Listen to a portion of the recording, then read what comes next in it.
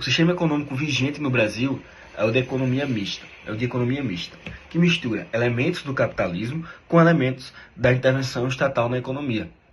Por exemplo, da mesma forma que o Brasil tem um sistema econômico baseado na propriedade privada, onde cada pessoa tem direito à posse dos seus bens. A maioria das transações acontece através de dinheiro e existe uma separação clara entre os setores primário, secundário e terciário.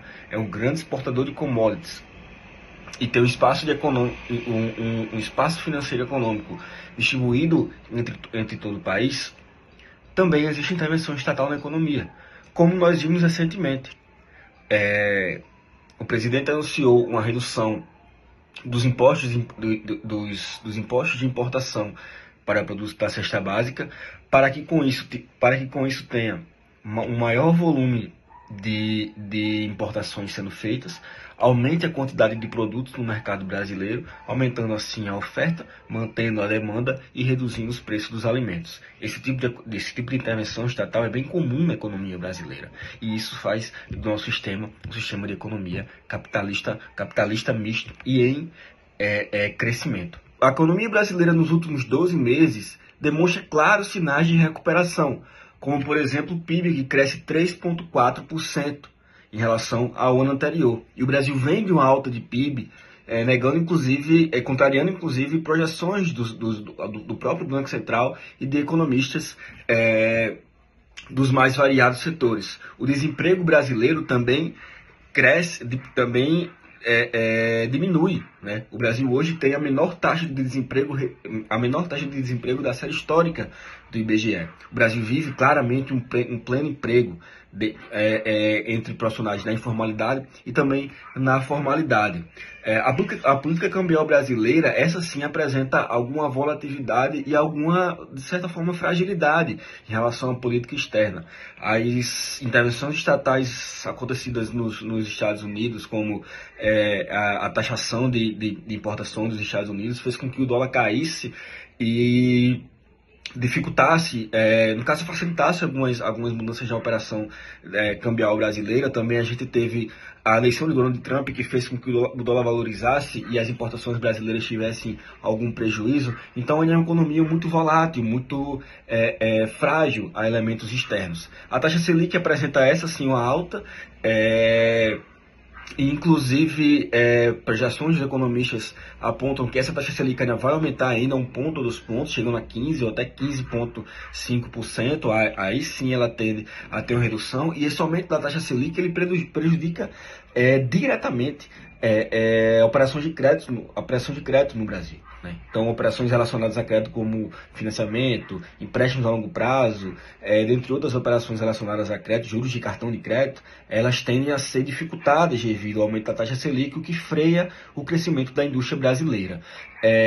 Esse aumento da taxa Selic ele se deve à inflação. A inflação brasileira, por mais que a gente tenha aumento na taxa de redução das taxas relacionadas a desemprego, que a gente tenha o PIB crescendo, que a gente tenha, de certa forma, a valorização do real em relação à economia externa, a inflação brasileira ainda preocupa. Inclusive, ela não demonstra sinais de melhoria, né? Por ser uma economia muito volátil. Então, por exemplo, o preço do café está muito alto devido a fatores climáticos. O preço do combustível também deu uma aumentada, e a inflação ficou acima das metas estabelecidas pelo governo. Por isso que a taxa Selic tendenciou a dar uma aumentada. Então, esse é o cenário em relação a algumas taxas, alguns indicadores da economia brasileira. Em linhas gerais, a economia brasileira tem melhorado ano após ano. A gente teve um crescimento de 3,4% do PIB em 2020, 3,3% do PIB em 2023, 3,4% do PIB em 2024, e a tendência é que se aumente, por mais que tenha tido uma clara desaceleração do nosso PIB no fim do ano, mas a economia brasileira ela está aquecida, né?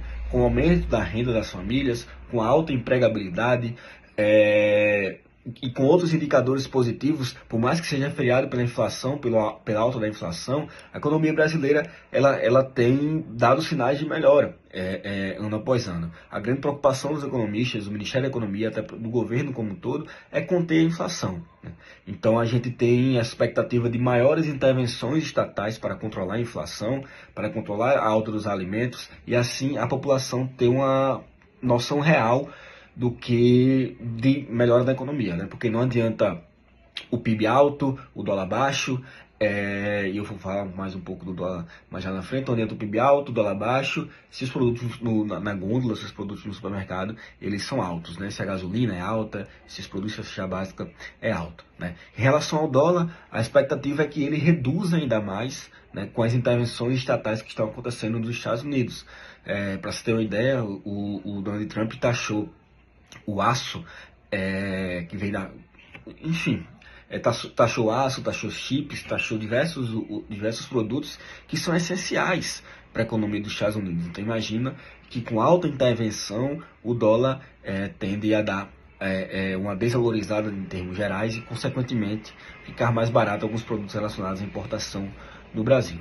Então, a gente sempre fica na torcida e espera que a economia melhore e que ela reflita uma melhoria real para os brasileiros, né? Não adianta o PIB crescer se os brasileiros no dia a dia não sentem essa melhoria.